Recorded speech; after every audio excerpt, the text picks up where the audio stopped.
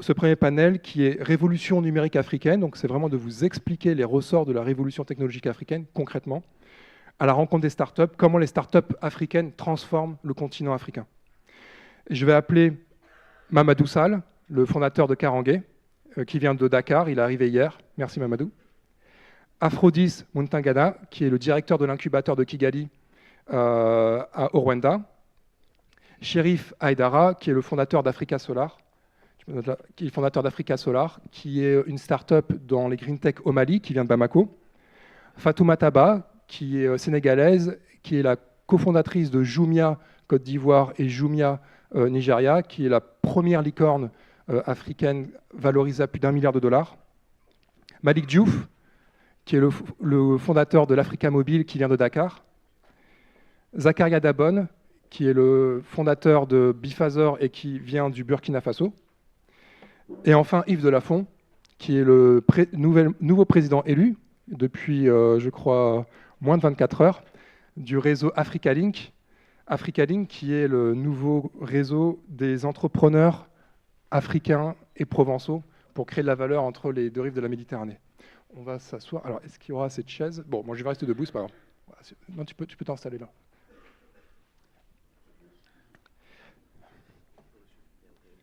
Il y a encore une place? Ok. Voilà. Donc, Mohamed Younous, qui est l'économiste et prix Nobel de la paix, a déclaré en 2006 que l'entrepreneuriat serait la clé du développement en Afrique. On constate aujourd'hui que l'Afrique est porteuse d'une économie nouvelle, portée par l'innovation, et ce sont les startups africaines qui sont à l'origine d'une création de valeur sans précédent à travers l'émergence de solutions technologiques qui favorisent l'inclusion sociale des populations et qui permettent, grâce au numérique, de passer à l'échelle. De l'énergie à la santé, en passant par les transports et l'éducation, nous allons voir comment ils transforment les différents secteurs où il y a pénurie d'infrastructures dans leur pays. Les startups africaines se créent tous les jours pour bousculer le statu quo. Elles améliorent la vie des populations abandonnées par la puissance publique. Elles offrent l'image d'une jeunesse qui se prend en main et qui agit sans attendre. Elles se servent du numérique pour hacker les difficultés du quotidien en jouant à fond la carte de l'innovation. Nous allons voir qui sont ces nouveaux acteurs de la révolution numérique africaine, quel est leur parcours, quels sont leurs défis, leurs succès, et comment ils s'y prennent pour faire en sorte que l'Afrique se développe plus rapidement et soit plus innovante face aux autres continents. Et enfin, quel lien tisser entre les startups africaines et l'écosystème d'innovation ex-Marseille. Je vais commencer avec Fatoumata. Donc, tu es la cofondatrice de Jumia. Sûrement, vous avez sûrement entendu parler de Jumia, de Rocket Internet. Donc, c'est vraiment alors, c'est plus Jumia, donc Rocket Internet, c'est du passé. Jumia est vraiment devenue une entité 100% africaine et c'est le champion du e-commerce, c'est un peu le Amazon africain, le Alibaba africain. Comment est-ce que tu peux nous parler un peu du succès de Jumia et quel a été comment est-ce que Jumia est devenue cette licorne africaine dans le paysage digital africain, sachant que ça s'est fait en très peu de temps, en moins de 5 ans? Merci Samir, bonjour à tous. Je me réjouis d'être parmi vous et d'illustrer à travers l'histoire de Jumia cette opportunité vibrante qui existe en Afrique aujourd'hui autour du digital. Alors Jumia aujourd'hui, 5 ans après son lancement, c'est effectivement la première licorne africaine avec une présence dans 33 pays, avec une dizaine de business models, de verticaux, donc du e-commerce à la livraison de repas à domicile, à la réservation d'hôtels en ligne, au listing de petites annonces de voitures, immobilières, d'emplois et au paiement, les services financiers depuis peu.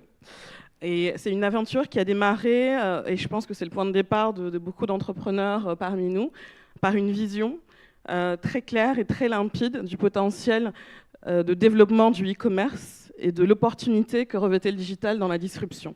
Je vous rappelais hier soir, lors du panel d'ouverture à la Villa Valmer, à quel point, dans des économies développées comme sur le marché américain, on peut avoir un point de retail pour 400 à 600 habitants, quand sur le continent africain, c'est 1 pour 60 000. Dès lors, on avait une responsabilité, un sentiment d'urgence qui était très élevé de notre côté, d'arriver à développer ce modèle.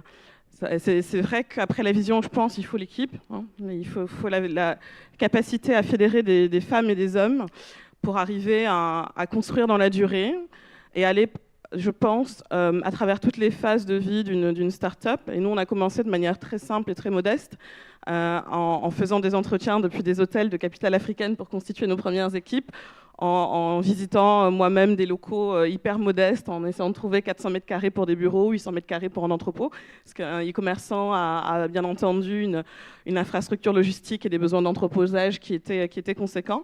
Et en fait, je pense qu'on a été assez, peut-être, performant et assez pragmatique dans la capacité de passer du concept à l'échelle. Pour ce faire, je pense qu'il y a un premier point qui a été la capacité à prouver ce qu'on appelle le product market fit, de prouver la pertinence de sa proposition de valeur. Alors paradoxalement, après avoir lancé 130 sites internet en Afrique en 5 ans, on peut avoir l'impression que c'est une machine industrielle bien rodée, mais il y a un point de départ à tout qui est toujours hyper modeste, hyper rapide et hyper concret, qui peut être aussi simple qu'avoir une landing page pour pouvoir tester des emails de clients qui seraient intéressés par une livraison à domicile, qui pourrait être un mini-site avec peut-être 2 catégories, 20 articles par catégorie pour tester l'appétence sur un parcours client de type e-commerce. Et en fait, à partir de cette phase de détection de potentiel et de validation de potentiel de marché, nous avons eu effectivement une capacité à accélérer rapidement, à générer de la croissance, voire de l'hypercroissance, en créant un écosystème. Et je pense que ça, c'est une dimension qui est très, très fondamentale. On nous a souvent appelé l'Amazon africain, ce qui était une partie de la vision de départ, mais je pense qu'on revendique beaucoup plus cette idée de Alibaba africain, en construisant avec les PME. Et je rappelais hier avec beaucoup de fierté qu'in fine, la réussite de Jumia aujourd'hui, c'est d'abord et surtout la capacité à avoir embarqué dans cette aventure plusieurs centaines de milliers de PME, à les avoir rendus appétents au e-commerce et capables d'opérer leur boutique en ligne, et à les avoir rendus, on va dire, partenaires de cette expansion et non pas compétiteurs de leur commerce physique traditionnel. Ensuite, après cette phase, je pense, d'expansion et de validation sur un modèle donné qui a été le e-commerce, on a aussi su aller détecter, identifier des opportunités additionnelles sur des secteurs que j'indiquais tout à l'heure qui peuvent être connexes, comme la livraison de repas à domicile, la réservation d'hôtels, avec toujours beaucoup de pragmatisme. Je vais vous donner un exemple concret. Lorsque j'étais directrice générale en Côte d'Ivoire, j'ai eu la chance d'être une des premières femmes cofondatrices au comité exécutif et du coup la chance aussi d'avoir une conviction que la mode devait fonctionner. L'envie de créer des circuits courts et de valoriser la mode africaine sur nos plateformes. Donc, je suis allée voir une poignée de designers en leur disant écoutez, c'est génial. D'un côté, moi, je suis intéressée à faire de la mode par conviction, mais aussi par intérêt business, parce que j'ai passé des nuits blanches à regarder les états financiers de Zalando, et un business qui vend plus de mode, c'est aussi un business avec plus de récurrence, avec des meilleures marges, avec des time to market plus courts. Donc voilà, on a une opportunité de part et d'autre. Et ils étaient emballés. Et quand je regarde la chaîne de valeur de cette industrie de la mode en Afrique, il y a un premier pan qui est sourcer le tissu. Ça, ils y arrivent, même si on peut leur donner des conseils pour optimiser la marge. Il y avait un deuxième pan qui était créé et designé. Alors là, le talent, il est foisonnant en Afrique en général. On peut leur donner des insights pour les rendre un petit peu plus près, comme leur dire voici les top tailles, voici les top couleurs, voici les sous-catégories qui marchent le mieux pour démarrer. En revanche, il y avait vraiment deux gros freins qui ont été hyper importants. Le premier, ça a été leur capacité à scaler aussi rapidement que nous. Quand j'allais voir un designer en lui disant alors cette semaine c'est 100, il me livrait. Quand j'allais le voir en lui disant la semaine prochaine c'est 200, il passait des nuits entières à faire travailler ses tailleurs, il me livrait avec du retard. Et quand je lui disais, voyez, ça y est, la mayonnaise a pris, la semaine d'après c'est 3000, il n'y avait plus personne. Et du coup, il a fallu aller se substituer des fois à eux, à leur COO qui n'existait pas, aller nouer des partenariats commerciaux avec des industries manufacturières commerciales. Je pense par exemple à Seritex en Côte d'Ivoire, qui à l'époque se faisait des polos MTN, en leur disant pour vous, c'est un formidable relais de croissance, pour eux, c'est une opportunité de faire du scale. Et finalement, craquer ces problèmes pour mes designers, c'est aussi craquer un problème pour moi. Un deuxième point qui est très précis, pour faire le lien avec mon point de départ sur l'opportunité, c'était qu'au-delà de la capacité de production, le financement était un de leurs problème fondamental. Il me disait mais Fatoumata, tu te rends pas compte, c'est quand je vends sur ta plateforme qu'ensuite je récupère le cash pour aller sourcer mes produits, enfin mes tissus, mes matières premières et produire, parce que les banques ne me prêtent pas. J'ai commencé sur ma propre balance sheet à l'époque à faire des avances de BFR, des avances de besoins en fonds de roulement. Et dans le test qui a démarré en Côte d'Ivoire en 2014 à petite échelle, aujourd'hui on a un business qui s'appelle Jumia Lending, qui vient de déployer son premier million d'euros de capital, de financement de PME. Et c'est effectivement, au-delà de la vision première, cette capacité à détecter des opportunités, à les matérialiser avec une équipe qui a une capacité d'exécuter, d'itérer, avec une énorme envie également, et à le faire sur plusieurs pays, sur plusieurs marchés et sur plusieurs business models, qui fait aujourd'hui, je pense, le succès de Jumia et son agilité. Et combien de transactions en moyenne vous faites par jour? Est-ce que tu as une idée tu peux nous dévoiler quelques métriques? Alors, tu le sais, Samir, Jumia aujourd'hui a des actionnaires qui sont cotés, donc la communication des chiffres se fait en même temps que la communication financière de nos actionnaires. Ce que je peux te dire, c'est ce que tu vois, c'est qu'effectivement la valorisation en fait la première licorne, donc plus d'1 milliard d'euros, on a des temps forts qui sont absolument incroyables. On peut avoir sur du Black Friday plusieurs millions de visiteurs, plusieurs centaines de milliers de commandes en une journée, qui montrent d'ailleurs dans des marchés qui sont soi-disant en récession comme le Nigeria, que lorsqu'il y a une proposition de valeur qui est pertinente pour les Africains, il n'y a pas de limite à la capacité à accélérer, à la capacité à faire du business et surtout à la capacité à le faire de manière inclusive avec le reste de l'écosystème, en créant des emplois locaux, parce que Jumia, c'est d'abord 3500 emplois directs aujourd'hui sur le continent, à 95% d'Africains en Afrique ou de diaspora, et plus de 70 000 emplois indirects. Je donnais hier un exemple de frein qui a été à l'origine d'une formidable aventure humaine qui est aujourd'hui un levier de performance incroyable, qui constituait en fait dans une démarche d'acquisition de clients. Donc comme vous le savez, qu'on est en pure player, on fait d'abord des pubs sur Google et Facebook et on se dit bon bah c'est très bien, mais en même temps moi ma grand-mère qui est illettrée, qui vit à la Médina, elle n'est pas sur Facebook, elle a toujours quand même l'intérêt peut-être d'acheter un sac de riz de 50 kg sur Jumia qu'on vend au meilleur prix et qu'on livre à domicile, donc comment faire? Et je racontais qu'on a commencé avec un pilote où on a posté une petite annonce d'abord au Nigeria pour recruter des ambassadeurs, un petit peu sur le modèle Tupperware ou Forever Living, en leur disant bon bah on vous donne une tablette et vous pouvez vendre à votre communauté. Et ça peut être à votre famille, et ça peut être à votre université, ça peut être à votre communauté religieuse. Et in fine, vous prenez une commission sur la vente réalisée. Merci. Et je racontais que d'un pilote de 120 personnes au Nigeria, aujourd'hui on en a 70 000 sur le continent, donc 45 000 au Nigeria. Quand on regarde la démographie un petit peu, on fait un peu de sociologie, c'est 50% de femmes au foyer, 50% d'étudiants. Donc c'est aussi un formidable vecteur d'inclusion et une belle aventure, je pense, de développement socio-économique, parce que pour elles, c'est une opportunité, pour elles et eux. Et pour nous, la performance n'a rien à envier aux pubs Facebook et Google, et c'est une histoire qui nous fait un petit peu plus vibrer. Voilà. Merci d'avoir dressé un peu ce panorama pour entrer dans la matière, la réalité du digital en Afrique et du e-commerce et des startups. Merci beaucoup. On peut applaudir Fatoumata. Merci. Alors, toujours dans l'univers de la disruption et de comment est-ce que les startups génèrent de la valeur et apportent des solutions concrètes aux difficultés du quotidien, il y a un pays qui s'illustre et qui est l'un des plus digitalisés, disruptifs d'Afrique, c'est le Rwanda. Aphrodis, tu viens de Kigali, donc tu es le manager du K-Lab, qui est le principal incubateur technologique du Rwanda. Alors le Rwanda, ils sont déjà passés à l'administration en ligne, ils sont déjà passés aux drones, ambulances, qui vont livrer des poches de sang dans les collines, parce que le Rwanda, c'est un pays de collines. Et pour ceux qui tombent malades ou qui ont des accidents, ils peuvent être soignés dans les 30 minutes grâce à des drones. Le Rwanda, c'est aussi une économie qui devient de plus en plus cashless, c'est-à-dire que l'argent papier disparaît au profit la généralisation du mobile banking. Quelle est ton action avec le K-Lab, et en 5 minutes, est-ce que tu peux nous présenter un petit peu la transformation du Rwanda grâce au numérique? Merci beaucoup, Samir. Pour commencer, je commence avec une petite histoire.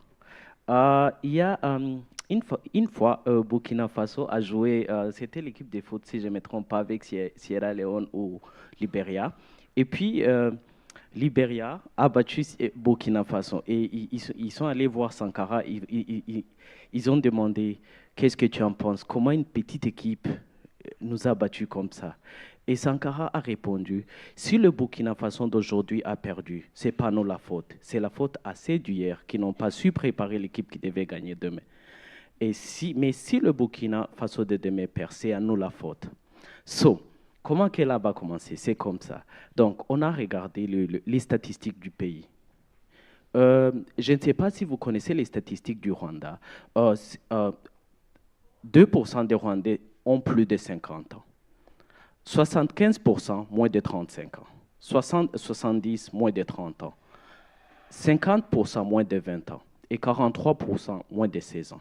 On a dit, si on ne prend pas attention à ces jeunes, c'est une bombe à retardement. Mais si on les aide, c'est une opportunité pour notre pays. C'est comme ça que le Kelab a commencé. Qu'est-ce qu'on fait? C'est simple. On aide les jeunes gens à concrétiser leurs idées. Ils viennent juste avec une idée, on donne espace gratuitement, on donne mentorat et on donne Internet. Et donc, depuis qu'on a commencé en 2012, on a aujourd'hui 1700 membres, quelques 200 compagnies qui sont nées chez nous, 60 qui sont maintenant rentables et 4 qui sont des leaders sur les marchés aujourd'hui. Dès qu'on a commencé, on a créé plus de 700 jobs, 700 emplois. Donc, c'est comme ça que Kelab a commencé. Pas seulement ça. Comme vous avez dit que le Rwanda est un pays un peu digitalisé, on a commencé aussi à enseigner les enfants qui ont moins de 15 ans à programmer pour préparer la future génération de développeurs et codeurs.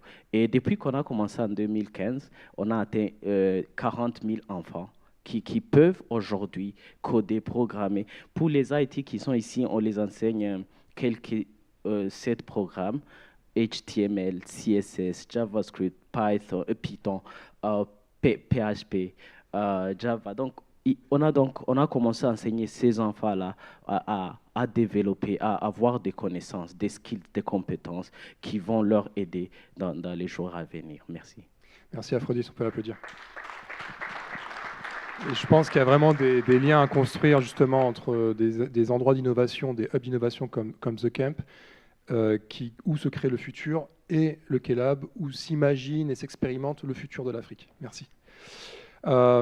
Mamadou Sall, là on va parler de santé. Donc tu es le fondateur de Karangué. Et Karangué, c'est une application qui a beaucoup de succès au Sénégal, à Dakar, qui permet aux femmes enceintes dans les zones les plus reculées ou les femmes qui font partie des catégories, ce qu'on appelle la base de la pyramide, les plus modestes, d'accéder à des conseils, à du suivi médical, et qui permet en fait de pallier à l'absence d'infrastructures sanitaires au pays.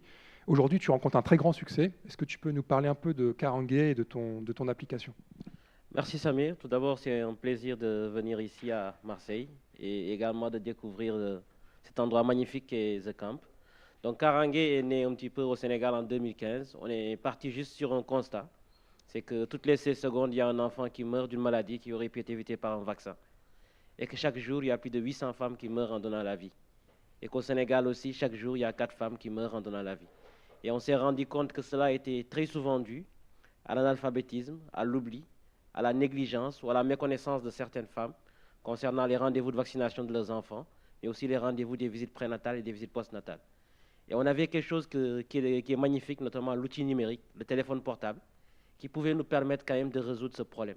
Donc c'est dans ce sens qu'on a mis en place un système de rappel intelligent qui est automatisé, qui permet de rappeler aux femmes enceintes leur rendez-vous de vaccination pour leurs enfants, 48 heures avant, 24 heures avant, le jour J, en utilisant des SMS et des appels en langue locale à travers la voix des icônes du pays.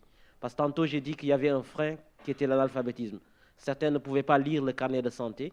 Donc on avait quand même une technologie que nous offraient les opérateurs de téléphonie mobile, notamment les API, avec l'API voix. Donc on enregistrait les informations qu'on transmettait aux femmes enceintes en utilisant leur langue locale, mais aussi à travers des icônes du pays comme Baba Mal, comme El Hadj Ndiaye, comme Simon Sen et Youssou N'Dour aussi qui a donné son accord de principe là-dessus. Mais quand même sur les différentes langues locales, on a trouvé quand même des icônes qui ont mis à disposition leur voix, et à tel point qu'à l'approche du rendez-vous, ton téléphone sonne et on te rappelle tes rendez-vous médicaux. On a eu à déployer ça au Sénégal, on a eu à suivre plus de 11 500 femmes en un an. Et sur ces 11 500 femmes, on est parvenu à avoir des taux de couverture vaccinale qui varient entre 90 et 95%. Là où auparavant, dans ces structures de santé, ça tournait autour de 60 à 70. Pareil aussi pour les taux d'achèvement au niveau des consultations prénatales, où on a aussi rehaussé le taux jusqu'à 90%, ou dans des structures de santé auparavant, ça tournait entre 40 et 60%. Donc en gros, c'est ce que fait Karangué. Et aujourd'hui, combien d'utilisatrices? Aujourd'hui, on est sur 11 500 femmes. 11 500. Et c'est encore en démarrage. Oui, c'est encore en démarrage. On a fini quand même la phase pilote. Là, on D'accord. s'apprête à passer à l'échelle quand même en début 2018 avec certains partenaires, notamment le ministère de la Santé et l'UNFPA. Excellent. Merci, on peut applaudir Mamadou. Merci Mamadou. Chérif, il y a un problème fondamental en Afrique, c'est l'énergie, l'accès à l'énergie, l'électricité. On ne s'en rend pas compte, mais sur le continent africain, plus de 800 millions d'Africains n'ont pas accès à l'électricité. Ils vivent dans le noir. Et toi, tu travailles justement grâce au numérique, grâce à l'énergie solaire, sur une solution qui permet de démocratiser l'accès à l'électricité, notamment dans les zones les plus reculées du Mali. Est-ce qu'en 5 minutes, tu peux nous résumer ta solution ? Bonjour à tous, merci Samir. Effectivement, en fait, je m'appelle Chérif Aïdara, donc créateur de la société Africa Solar.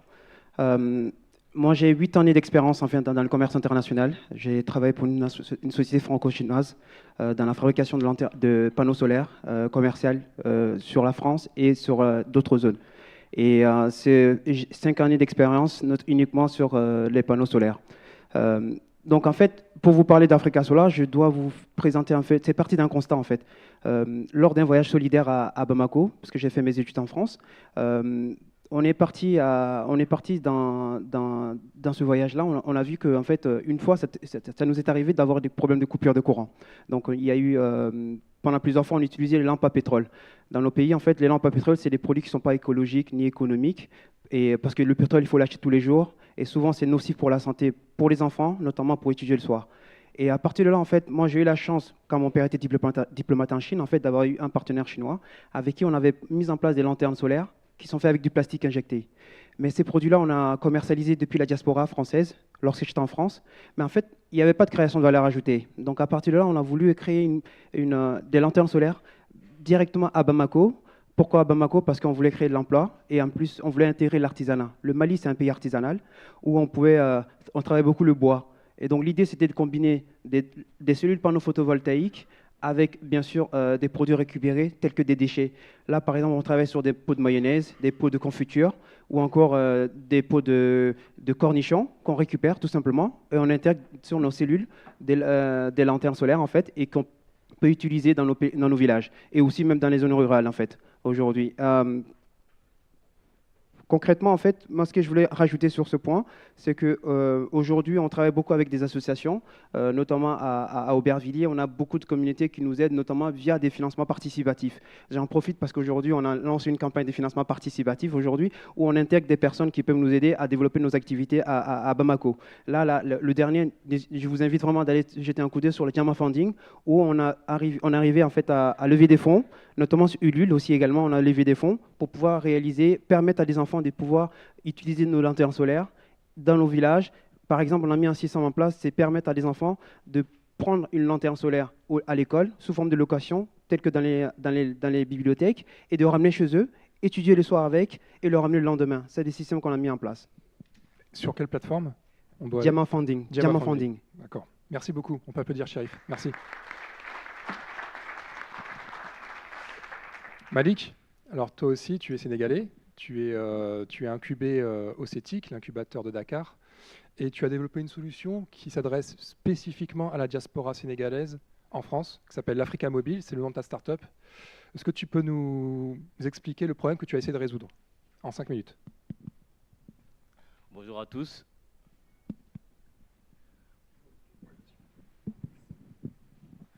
Comme un peu les autres, je suis très ravi d'être parmi vous, et merci encore Samir de nous donner cette opportunité pour venir présenter nos solutions africaines ici à Aix. Donc, je m'appelle Malik Diouf, je suis le fondateur en fait, de la start-up l'Africa Mobile, qui est une plateforme digitale permettant aux éditeurs de contenu africains de pouvoir diffuser et surtout monétiser leur contenu auprès de la diaspora africaine. Aujourd'hui, l'Afrique a un diaspora qui a un impact incroyable au niveau de l'économie africaine. Vous prenez un pays comme le Sénégal, rien que la diaspora sénégalaise envoie près de 2 milliards de dollars au Sénégal. C'est près du quart du budget de l'État, en fait. Quand vous prenez toute l'aide internationale, on parle de la Banque mondiale, FMI, Union européenne, ils ne font pas le poids, en fait. Et malgré tout, cette diaspora est très très mal connue. C'est-à-dire aujourd'hui, vous demandez aux dirigeants africains qui est cette diaspora-là, où ils vivent, combien ils sont, quel est leur métier. Ils sont incapables aujourd'hui de donner des chiffres clairs là-dessus. Moi, étant membre de la diaspora, ayant évolué entre le Sénégal et la France pendant toute ma vie, j'ai voulu utiliser le numérique, notamment le téléphone mobile, pour pouvoir impliquer déjà davantage cette diaspora-là et surtout la cartographier grâce au big data. Et c'est pour ça qu'on a mis en place donc, cette plateforme-là, qu'on met gracieusement à disposition des médias dans un premier temps. À la base, en fait, on était parti sur une solution permettant aux médias d'impliquer cette diaspora. Comment? Simplement par des émissions de télévision ou de radio. Aujourd'hui, on travaille avec des acteurs comme Canal+, comme la première chaîne de télévision sénégalaise, ou encore la radio Vibe Radio, qui est une radio présente au Sénégal, mais également en Côte d'Ivoire, du groupe Lagardère, sur des concepts d'émissions où l'on fait venir en fait les politiques sur des plateaux télé qui, mine de rien, vont permettre aux gens de la diaspora de pouvoir interagir via le mobile, notamment avec les SMS, les réseaux sociaux, l'USSD et la voix. Mais après ces émissions-là, on a la possibilité de pouvoir recenser toute la data qui permet de dire « Ah, on a tant de Sénégalais de France, tant de Sénégalais d'Espagne, tant de Sénégalais de Belgique, etc. » Et l'ensemble de ces données-là nous a valu que l'État du Sénégal aujourd'hui, pour diffuser des informations importantes à la diaspora, vient nous voir en nous disant, ce qu'on a eu récemment par exemple, c'est l'inscription des Sénégalais de la diaspora pour avoir les nouvelles cartes biométriques. Ils ont fait énormément de communication au niveau des réseaux sociaux, au niveau des télés, mais c'était aperçu qu'il n'y avait pas un rendu. Enfin, ils n'arrivaient pas à avoir toutes les personnes de la diaspora pour pouvoir les informer de façon efficace. Ils sont venus nous voir, on leur a mis à disposition cette plateforme-là. Ça a permis à des Sénégalais qui vivaient dans des patelins où on avait du mal à les impliquer de pouvoir recevoir ce message et savoir qu'il était important, même pour les Sénégalais de la diaspora, de venir s'inscrire dans les listes administratives et pouvoir disposer justement des informations qui leur permettent d'être inscrits et d'avoir leur carte biométrique. Voilà ces types de solutions qu'on développe aujourd'hui. On a commencé depuis 2014. En 2017, on a eu près de 1 million de transactions au niveau de la plateforme. Voilà, on a commencé avec le Sénégal et notre ambition aujourd'hui, c'est de s'étendre sur toute l'Afrique de l'Ouest. À partir de 2018, on va scaler sur la Côte d'Ivoire et espérons bientôt le Mali également, le Burkina Faso, le Bénin et tous les autres pays francophones de l'Afrique de l'Ouest. Voilà. Merci beaucoup. Merci. Bravo Malik, on peut l'applaudir. Alors Zakaria Dabon, donc, tu es le fondateur de Bifazor, tu es burkinabé et tu as fondé ce qu'on appelle, moi quand j'ai fait un article dessus, comme ça que j'ai titré, c'est un peu le Uber du transport maritime, de la logistique. Et tu as développé en fait une marketplace qui met en relation les transporteurs avec ceux qui veulent, entre l'Europe et l'Afrique, qui veulent en fait transporter leurs marchandises parce que c'est un secteur qui est dominé encore par l'informel. Oui. Bonjour Samir, merci pour l'opportunité que tu me donnes de présenter Bifazor à Marseille, parce que Marseille c'est une ville qui est très importante pour notre activité. Donc, comme il le disait, Bifazor c'est une plateforme de mise en relation pour les acteurs du transport et de la logistique. Pourquoi nous avons créé Bifazor? Certains d'entre vous ici sont africains, certains connaissent peut-être le continent africain. Transporter des marchandises en Afrique coûte très cher, les délais sont très longs. Ces coûts sont essentiellement dus au manque d'informations sur le marché du transport et au manque d'invisibilité des acteurs qui sont dans la logistique. Aujourd'hui, tout se fait par le bouche à oreille. Quand vous cherchez un transporteur, vous ne savez pas où le trouver, parce que rares sont les entreprises qui ont des sites Internet. D'où l'idée de créer Bifazor. L'objectif premier de Bifazor, c'est de permettre à ces petites et moyennes entreprises d'être visibles. Cette visibilité se fait à travers notre plateforme. En s'inscrivant, c'est comme si elles créent un site vitrine qui est répertorié dans un moteur de recherche. Dès lors, elles peuvent chercher et trouver des clients et des partenaires, quel que soit le pays où ils veulent. Bifazor est techniquement conçu pour être utilisé quel que soit le pays. Nous avons commencé par la France, les pays de l'Afrique de l'Ouest. Donc, on veut aujourd'hui connecter les PME françaises, les PME de l'Afrique de l'Ouest. Et tu es la recherche de partenaires ici à Marseille? Oui, aujourd'hui, nous sommes à la recherche de partenaires, plus précisément des partenaires qui sont dans le transport et la logistique, qui peuvent nous aider à développer notre activité. Ça tombe bien, parce que je crois qu'il y a un responsable du digital de la CMA-CGM qui est dans la salle, donc peut-être et il y a aussi quelqu'un de Bolloré, je crois. Donc il y a peut-être des points à construire, à connecter tout à l'heure. Ok, il n'y a pas de souci. Je serai ravi de rencontrer ces personnes. Merci, bravo Zakaria, on peut l'applaudir. Yves, donc, tu es entrepreneur, tu es dans le secteur financier en Afrique, tu es membre du conseil d'administration d'une banque africaine et tu viens d'être élu président du réseau Africa-Link qui a été fondé par la Chambre de commerce et d'industrie Marseille-Provence. Qu'est-ce que ça t'inspire tout ça et quels sont les liens que tu peux apporter à ces startups qui expriment cette volonté de venir ici sur le territoire, développer de l'activité? Comment est-ce qu'Africa-Link peut les aider? D'abord, bonjour à tous. Première chose, c'est je ne regrette pas d'être venu. Je pense pas, vous non plus, mais ça ne fait que confirmer une conviction que j'ai. D'abord, une observation. Ce panel est assez exemplaire, il est presque exemplaire, parce que la couleur blanche ne domine pas dans une conférence sur l'Afrique. Je dis presque parce qu'il manque un peu de parité encore, mais ça c'est un souci, il faut qu'on y travaille. Ça cause des visas. Oui, ça aussi, ça pourrait faire un sujet important. Alors Africa-Link, tu l'as dit, c'est une initiative de la Chambre de commerce et d'industrie de Marseille-Provence, en partenariat avec la métropole, et dans une compréhension nouvelle des acteurs du territoire, de tous les acteurs du territoire qui, et c'est assez exceptionnel pour qu'on le souligne maintenant, ont réussi réussissent aujourd'hui à avoir une vision commune de notre territoire, de notre positionnement et de l'importance du Sud. Africa-Link, c'est, je dirais, une ambition et peut-être deux convictions. L'ambition, c'est que le territoire ex-Marseille-Provence et élargi a une vocation naturelle à être un passage entre l'Europe et l'Afrique. Et qu'il faut qu'on s'y attelle tous parce que c'est notre avenir. La conviction, c'est que si on a un passé partagé avec beaucoup de pays du continent africain, on a à l'évidence un avenir commun.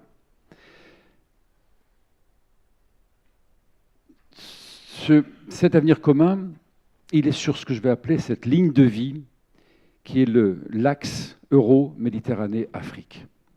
En dehors de ça, on va être étriqué. Et ce n'est pas pour l'Afrique. Les mots d'aide ou pour l'Afrique, je crois, sont dépassés et ont montré leurs limites. C'est avec. Depuis le début du siècle, je crois que l'aide publique au développement vers le continent africain, c'est-à-dire 17 ans, l'aide publique au continent, c'est 1200 milliards de dollars. Où sont-ils? Où sont-ils? Donc il y a peut-être à revoir ce logiciel. Ça, c'est une première conviction, notre avenir commun. Et la deuxième, qui est pour moi essentielle et qui fait partie de mon engagement depuis très longtemps, c'est que l'entrepreneur est au cœur du développement. Il est le créateur. Et quand je dis « il », c'est avec un « i » majuscule, parce que je repense encore une fois au rôle des entrepreneurs essentiels en Afrique et qu'on ne met pas assez à l'honneur. C'est lui, elle, le créateur de richesse. C'est lui qui va créer la PME, c'est cette PME qui va créer l'emploi, et c'est cet emploi qui va assurer la pérennité, l'homogénéité de nos sociétés. Et je dis de nos sociétés parce que cette PME, cet entrepreneur dans les pays développés, c'est lui qui fait 50% du PIB, ou elle.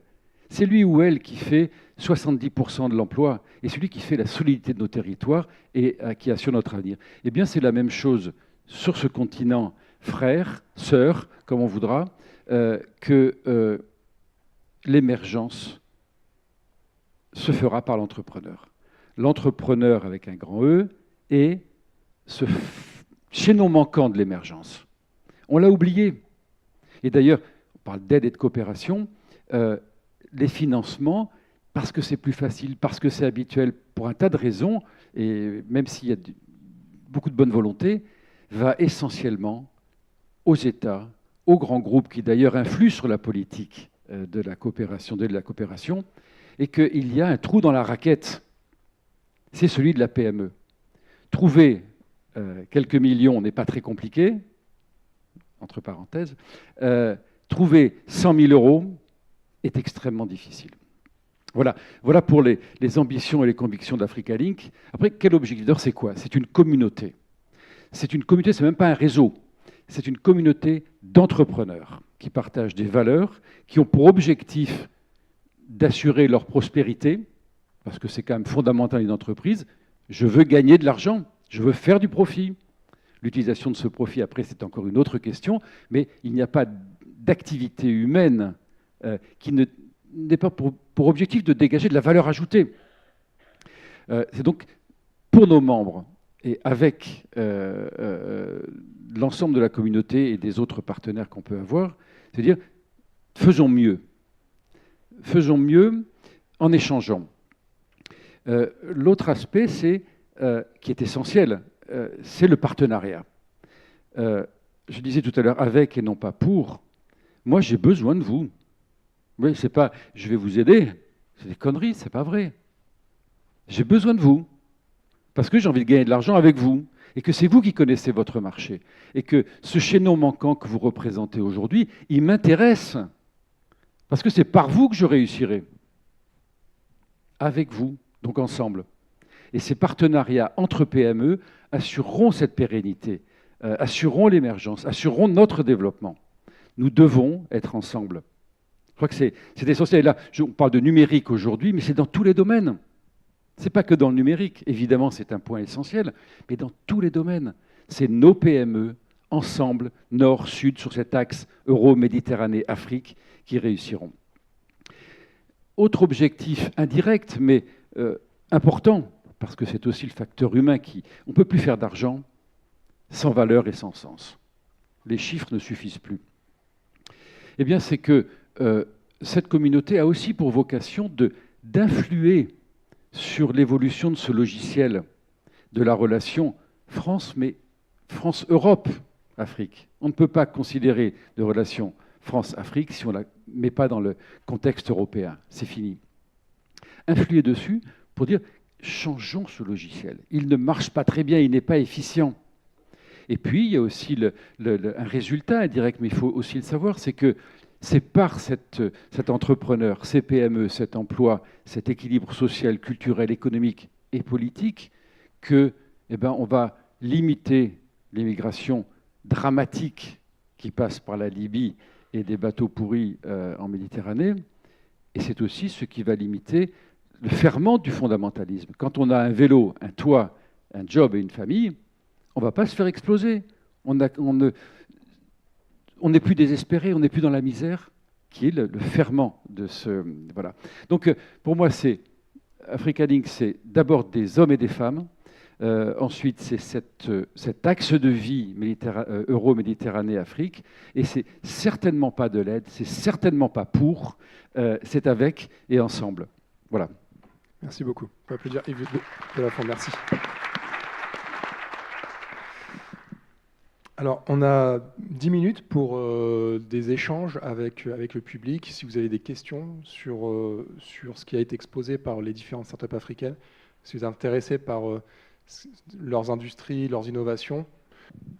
Bonjour, Zoé Luçon du réseau Anima, qui est une organisation qui a des membres en Europe et dans les pays de la rive sud de la Méditerranée. Et donc voilà, on vous a entendu, c'était passionnant. Donc d'abord bravo à tous et merci de venir nous voir ici à Aix. Moi j'avais une question sur voilà, comment vous voyez la Méditerranée. Est-ce que ça peut être un point d'entrée vers l'Afrique pour des entrepreneurs européens ou à contrario dans l'autre sens? Voilà, je voulais savoir si vous aviez je sais que Jumia est déjà présente dans ces pays-là. Je crois que voilà, c'est aussi un des piliers de la communauté Africa Link. Donc je voulais savoir ce que ça vous inspire, cette Méditerranée. Le Maroc qui monte en puissance sur plusieurs secteurs, qui vient investir. Donc, comment vous voyez les échanges un peu dans tous les sens?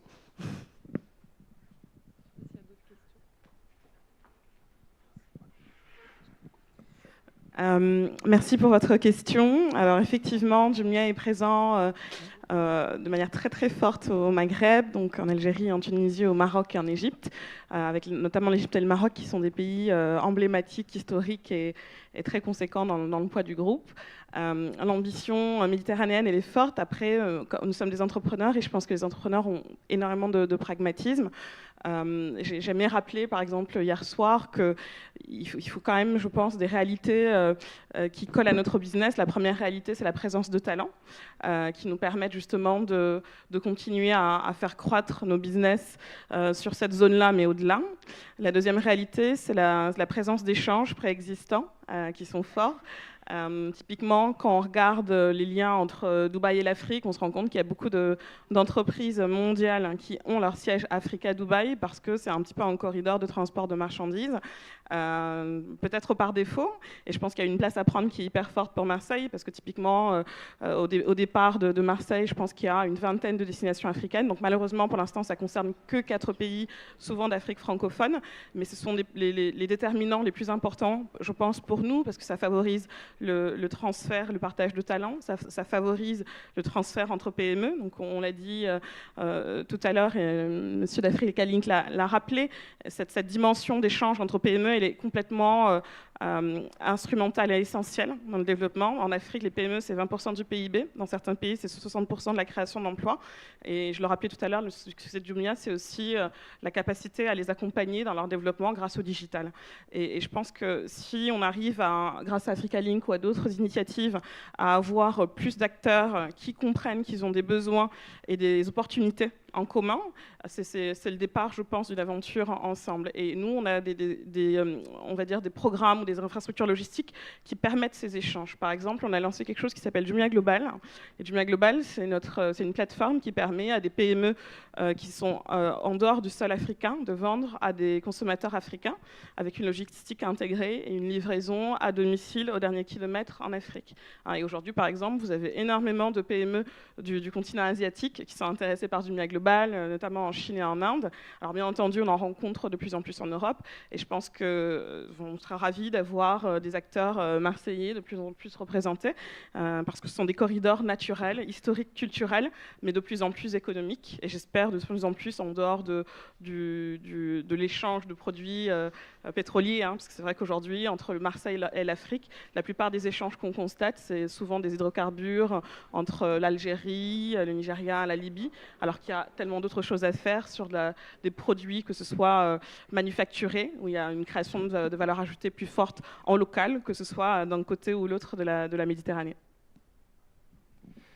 Merci beaucoup. Yves, tu veux rajouter ? Peut-être une chose, notre avenir qui est commun, on va l'écrire ensemble. Il n'est pas encore bien défini. On sait où on veut aller, mais il y a plusieurs chemins. Ce que je voulais dire, c'est que Africa Link n'est pas un réseau, une communauté marseillaise.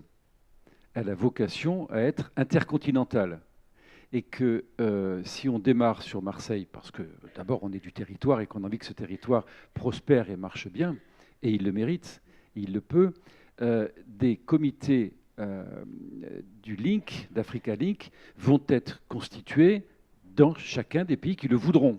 Si demain, au Rwanda ou au Sénégal ou en Côte d'Ivoire, il y a un groupe d'entreprises qui ont rejoint le Link et qui disent on crée notre communauté, on crée notre comité, il y aura un Africa Link Sénégal, Maroc, Côte d'Ivoire. Au conseil d'administration qui a été élu il y a 2 jours, nous avons 5 sur 20 qui sont issus du continent africain.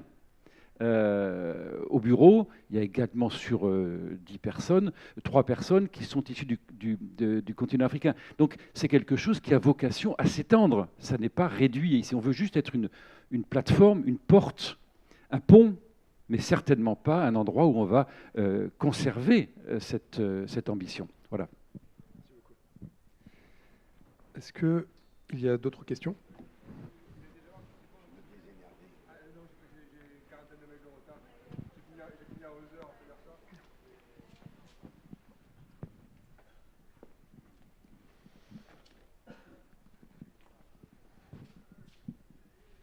bonjour à tous. Je suis ravie de vous revoir. J'ai eu la chance de les voir hier.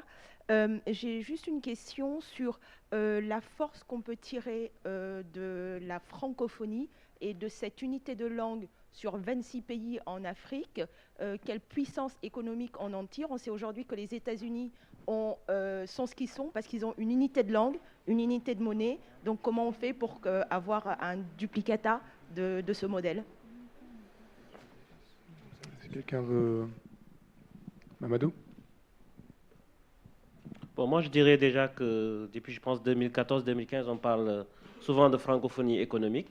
Et je pense qu'on gagnerait plus à ce que les pays francophones puissent interagir avec eux, que ça ne se limite pas seulement au plan culturel, mais que cela se reflète aussi économiquement.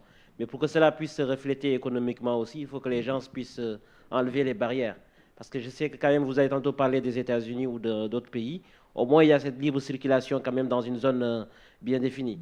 Mais nous, en tant que francophones, déjà, c'est compliqué parfois de pouvoir se mouvoir dans l'espace francophone. Donc, je pense qu'il y a des efforts à faire pour faciliter ces interactions, faciliter aussi la circulation entre les États ou les pays francophones pour pouvoir commercer ensemble, quoi. J'aurais aussi tendance à apporter une réponse nuancée, dans l'enthousiasme d'abord, tout comme vous, parce que je pense que c'est le réflexe naturel. Je pense que vous avez entendu beaucoup d'entre eux qui parlaient d'expansion en commençant par de l'Afrique de l'Ouest francophone, parce qu'évidemment, il y a une unicité de langue, quelquefois de culture, même s'il ne faut pas caricaturer, hein, il y a des différences entre pays francophones également, qui fait que ça peut être une opportunité directe, et ça l'est souvent. Et quand je regarde dans le paysage du e-commerce Cash to Goods, il y a notre petit frère Afrimarket qui est aussi financé par Orange comme nous, qui fait ça, hein, par exemple, qui s'est étendu d'abord et exclusivement dans les pays francophones. Donc il y a une opportunité qui est réelle. Ensuite, comme le disait très justement Mamadou, il y a un principe de réalité des fois qui nous freine. Nous, on est très enthousiastes, on est des entrepreneurs, donc quand on nous dit allez-y, on y va. Et quand on veut y aller, on voit des réalités du terrain. Moi, je vous donne un exemple concret. Depuis la Côte d'Ivoire, fin 2013, début 2014, je me suis essayé à me dire mais pourquoi aller relancer et reconstruire des entrepôts au Sénégal, au Burkina, au Mali, quand moi je peux les édifier, faire du cross-border depuis la Côte d'Ivoire, avoir le même niveau d'expérience client, et c'est mon métier. Et en fait, j'ai passé énormément de temps à cadrer la partie logistique, etc., en me disant mais ça va être le plus dur. Finalement, il y a des solutions pour y arriver à des coûts intéressants, avec un niveau de qualité acceptable, et au même titre que sur de la livraison dans un même pays. En revanche, là où le bas blessé, c'est que la promesse universelle du e-commerce, c'est la transparence des prix. Et l'intégration douanière aujourd'hui n'est pas une réalité. Ce qui se passe, c'est qu'en plus, la douane, c'est souvent un enjeu de souveraineté nationale. Donc vous avez le douanier qui va regarder sur Internet le prix de votre basket Adidas, alors que vous avez la facture en disant « Ah non, non, non, pour moi, j'en ai rien à faire que vous voulez acheter un broker de Las Vegas 50 €, pour moi c'est 120, vous faire payer des taxes sur 120. » Et c'est impossible de dire à un client « Il y a un prix qui est affiché, vous allez avoir un prix qui est différent. » Et c'est ce manque d'intégration douanière qui a tué le cross-border régional, qui est aussi une opportunité, parce qu'on est très fiers d'avoir des implantations locales du coup, dans ces pays avec des entrepôts locaux, mais qui concourent effectivement au renchérissement du prix de livraison, comme le disait Bangueret tout à l'heure, et qui est une opportunité pour lui de faire de la disruption dans le marché logistique. Donc il n'y a pas de panacée, il y a une opportunité qui est claire, il y a des prérequis qui ne sont pas toujours là, et bon, qui sont des défis, qui sont autant d'opportunités pour d'autres entrepreneurs comme nous, sans doute. Je voulais juste rajouter, je rejoins un peu mes camarades sur le fait que la francophonie aujourd'hui, c'est une opportunité. Et c'est une opportunité d'autant plus grande pour vous qui êtes là. D'ici 2050, plus de 2 personnes sur 3 qui parleront français vont vivre en Afrique. On ne se rend pas encore compte. C'est une opportunité incroyable d'avoir la langue, en fait. La langue, c'est au-delà de la communication. C'est des valeurs, en fait, qu'on partage. Nous, on se rend compte. La plupart d'entre nous, on participe à des concours d'entrepreneuriat où il y a des startups francophones. Et souvent, quand le jury, c'est des anglo-saxons, c'est rare de voir en fait des entreprises francophones qui soient primées. Pas parce qu'ils n'ont pas... Il y a des beaux projets là qui ont été présentés. Et il y en a plein encore. Pas parce qu'on n'a pas des bons projets, pas parce qu'on n'a pas les bons business models. Mais il y a quelque chose qui est un ressenti dans la langue qu'on n'arrive pas à passer chez les anglo-saxons. Et je pense aujourd'hui, de part et d'autre, que ce soit au niveau africain, que ce soit dans les autres pays occidentaux où on parle le français, notamment je pense au Québec, à la Belgique, en Suisse, Et d'ailleurs, il y a des initiatives qui sont prises dans ce sens-là. Depuis quelques années, la francophonie, l'OIF organise des événements tous les ans. J'étais à Abidjan la semaine dernière, au Africa Web Festival, où on essaie justement d'essayer de créer ce pont-là entre les entrepreneurs francophones. Il y en a 4 par année, en France, en Belgique, en Suisse et en Côte d'Ivoire. En général, quand on organise en Côte d'Ivoire, on a à peu près toutes les communautés qui sont là. C'est-à-dire, on voit les Suisses qui arrivent, on voit les Français qui arrivent, on voit les Québécois qui arrivent. Mais dans l'autre sens, quand on organise en France, ou au Québec, ou à Genève, bizarrement, on a les entrepreneurs de ces pays-là, mais on a peu d'entrepreneurs africains qui sont là. Moi, quand j'étais au Québec l'année dernière, sur une communauté d'1 millier d'entrepreneurs venus du monde entier, on était entre 6 et 5 entrepreneurs africains. Le continent où, je viens de dire, où il y aura 2 personnes sur 3, c'est pas représentatif à cause de problèmes de visa, de problèmes administratifs, qui aujourd'hui représentent un frein en fait, au développement et à ce lien-là qu'il peut y avoir entre les communautés entrepreneurs. Et je pense que nous avons intérêt à travailler dans ce sens-là, et la communauté de Aix-Marseille et les communautés africaines francophones, pour qu'on essaye de créer un vrai espace, un vrai partenariat, mais économique. Pour moi, on ne devrait même pas demander de visa à un entrepreneur africain qui vient juste pour présenter son... Les gens, ils viennent pour 2 jours, juste pour présenter un projet. On leur dit non, vous ne pouvez pas, parce que on peut trouver toutes les raisons. Je ne sais plus qui c'est qui disait que quand on a envie, on peut. Quand on n'a pas envie, on ne fait pas. Merci.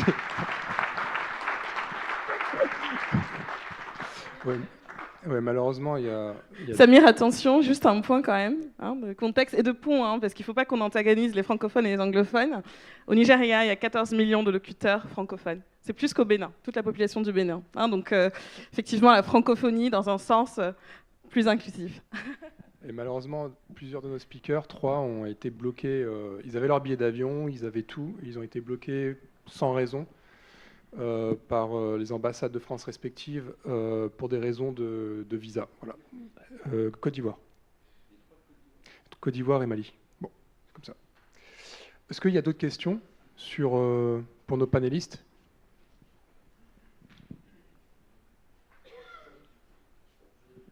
Ouais.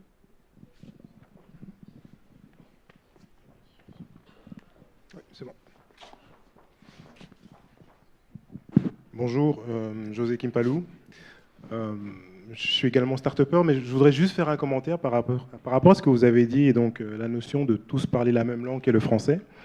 Au-delà de ça, je pense que ce qui est aussi important de retenir, c'est que vous avez parmi ces gens, ou pas, des gens qui ont étudié en France, en Belgique, etc., et donc qui ont acquis également une certaine compréhension en fait, du mode de fonctionnement des entreprises françaises, belges, suisses, etc.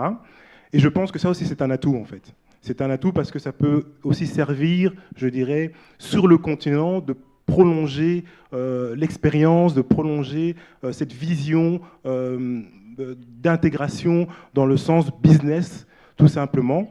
Et je pense que ça aussi, c'est quelque chose sur lequel les gens ne doivent pas avoir peur.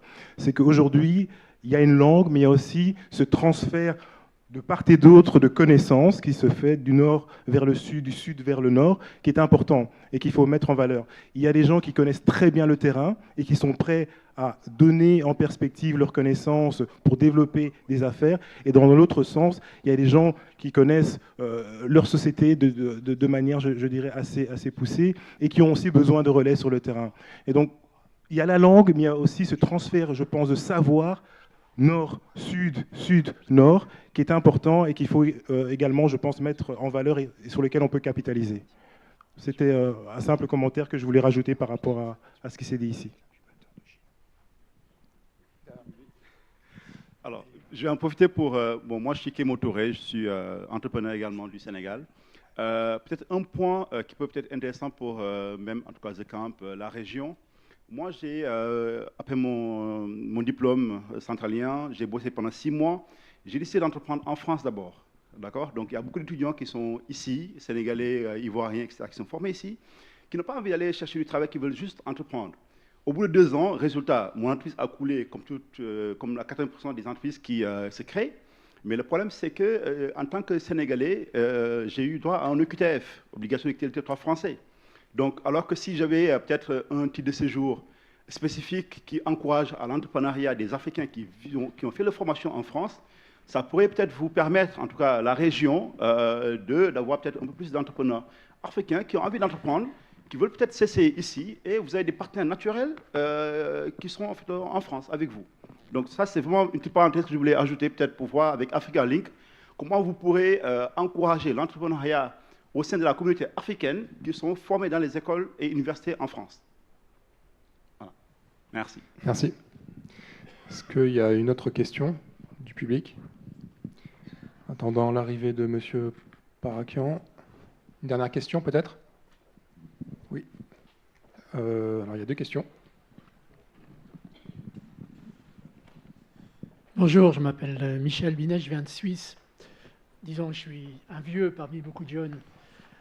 En fait, je travaille dans une mission depuis 30 ans et pour la République démocratique du Congo, qui se trouve donc en République démocratique du Congo. Donc je m'occupe, enfin on travaille dans le Congo, qui est à peu près 2 fois grand comme la Suisse. Je pense qu'en commission, on a environ investi pour ces 30 dernières années 12 millions de francs suisses, qui n'est rien par rapport à certaines choses, mais qui est quand même beaucoup. Et je me suis aperçu maintenant qu'en fait, on a toujours... parce que en fait, la mission, c'est surtout aussi tout ce qui est donc tout près de la population, tous les problèmes, puisqu'il n'y a rien. Au Congo, par exemple, il n'y a aucune structure. C'est un pays, une région qui est complètement fermée. S'il y a encore des hôpitaux, s'il y a encore des écoles, s'il y a encore quelque chose qui fonctionne, c'est surtout dû justement à ce genre d'organisation ou bien d'ONG. Et là, quand j'entendais tout à l'heure qu'il y a eu 45 000, si je me souviens bien, 45 000 jeunes qui ont été formés dès l'âge de 15 ans, donc à programmer.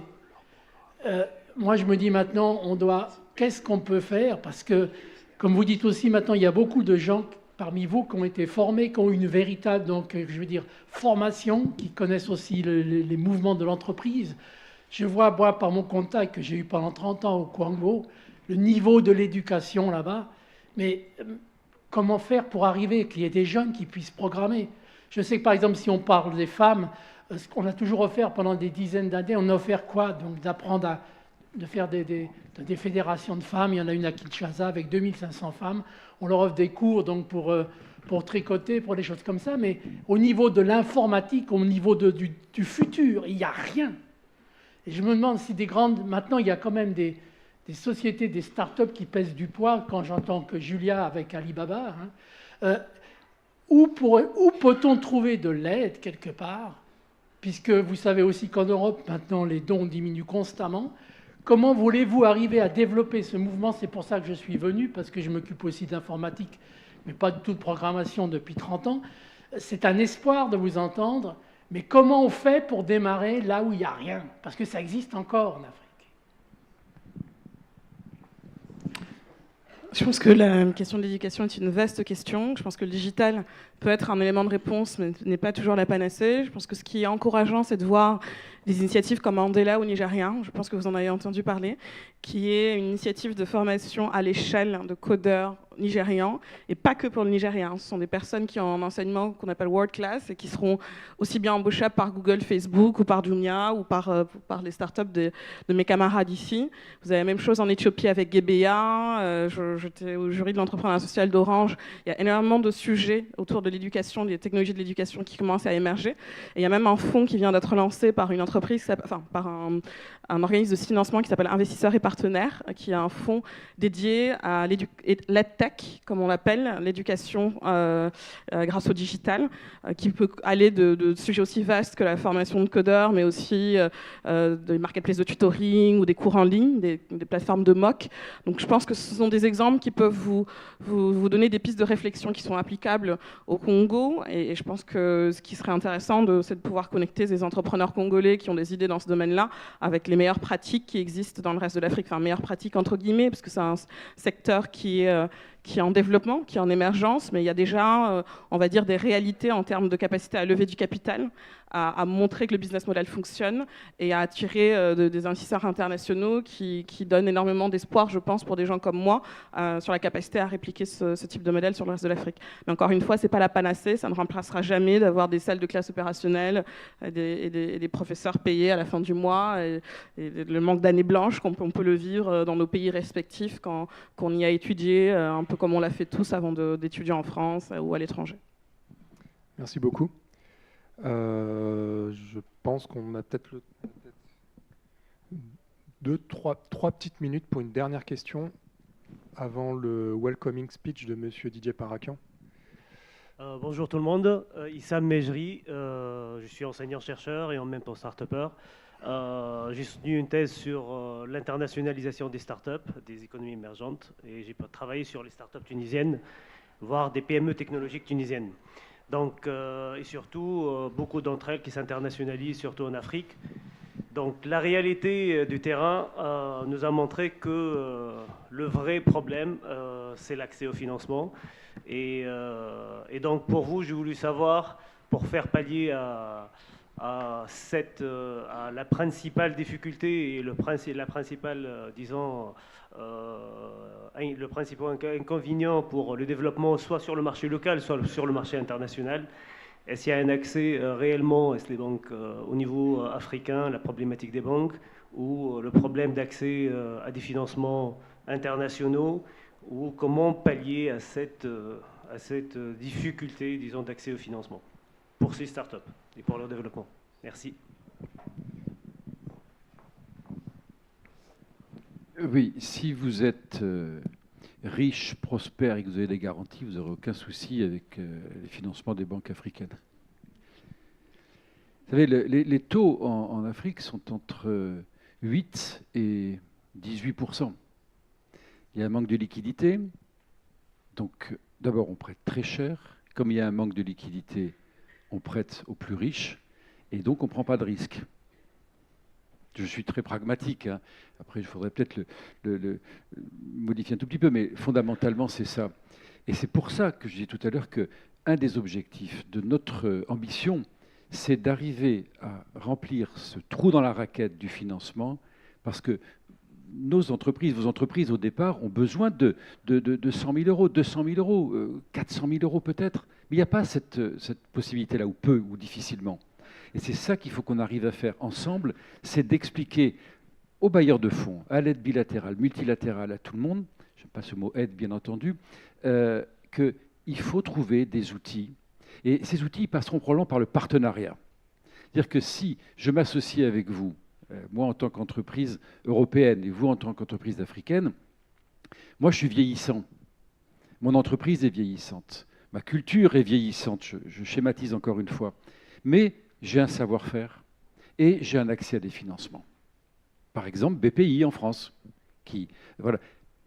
Par contre, vous n'avez pas cet accès au financement, mais vous avez l'accès au marché, vous avez la jeunesse et le dynamisme. On est complémentaires. Si on arrive, nous, à trouver des financements par BPI et qu'on arrive à, par l'AFD ou par d'autres, ou par ce fonds d'entrepreneuriat que le président de la République a évoqué récemment dans son voyage en Afrique, qui va être doté d'1 milliard, géré par AFD et BPI, est-ce qu'on va pouvoir, dans ce milliard, trouver des outils qui permettent de financer ce type d'action? Et je pense au partenariat. Et c'est ça une de nos ambitions.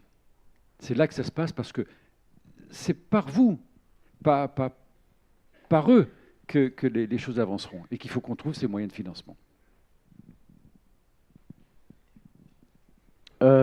Pour répondre aux deux questions,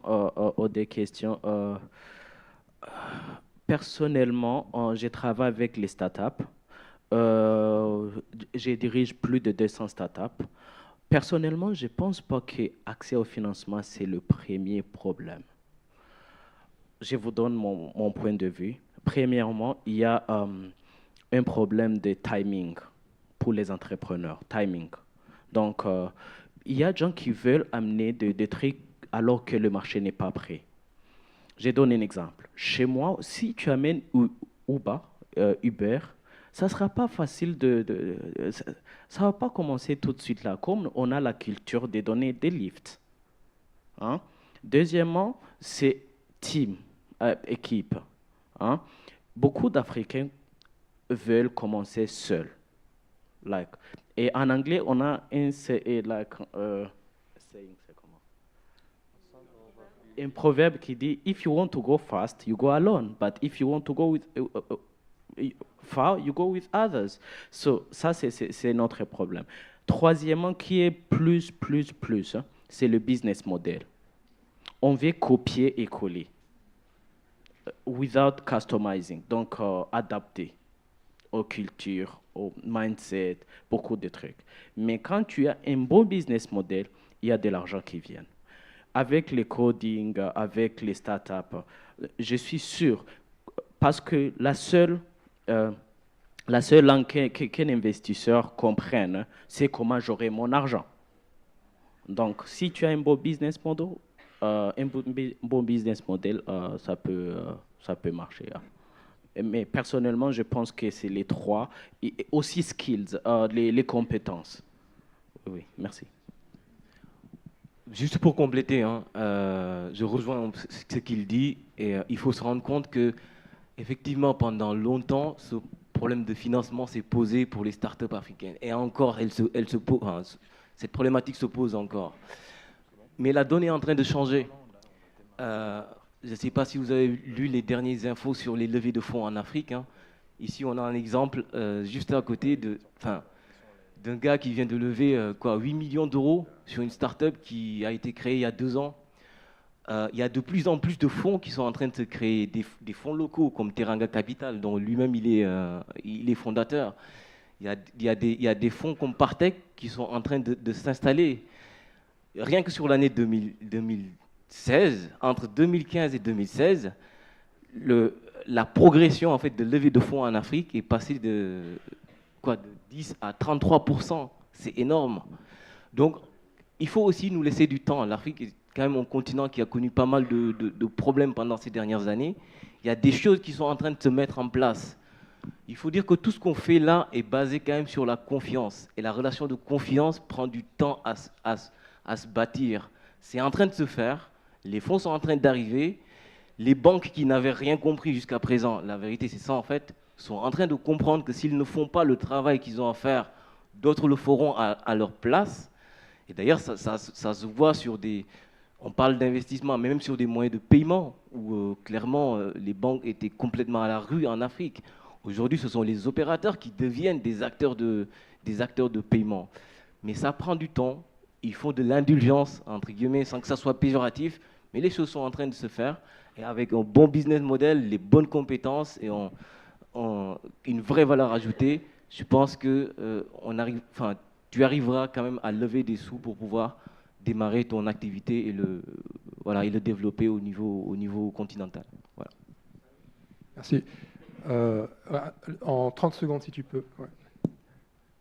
Juste pour dire au fait que tout dépend, comme il l'a dit, du business model. Et les fonds existent. Maintenant, ce qui manque, je pense que dans pas mal de pays africains, c'est parfois des fonds d'amorçage pour permettre à certains projets, par exemple, de franchir une étape qui puisse leur permettre d'entrer en contact avec des fonds d'investissement. Donc, c'est des fonds d'amorçage qui permettent de faire des proof of concept pour pouvoir aller à une autre étape. Mais aussi, parfois, il y a de nouveaux business models qui sont basés, par exemple, sur le crowdfunding ou bien sur des systèmes de financement innovants qui permettent quand même à des entrepreneurs de pouvoir avancer dans leur business. Nous, on a eu à le faire dans le domaine de l'agriculture. On n'est pas allé voir des fonds d'investissement ou autres, mais juste quand même en 1 an, on est parvenu à mobiliser quelque chose comme $100 000 où on a eu à investir sur les exploitations agricoles.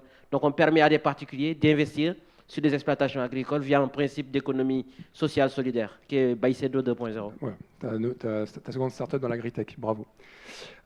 Merci beaucoup pour les questions. Je vous demande d'applaudir nos panélistes. Yves Delafont, Zakaria Dabon, Malik Diouf, Sherifa Aidara, Fatouma Taba, Aphrodis Muntagana et Mamadou Sall. Merci beaucoup. Donc c'est la fin de ce premier panel qui était très concret. Ça vous a permis vraiment là de sentir le terrain, comment ça se passe au cœur de la révolution numérique africaine.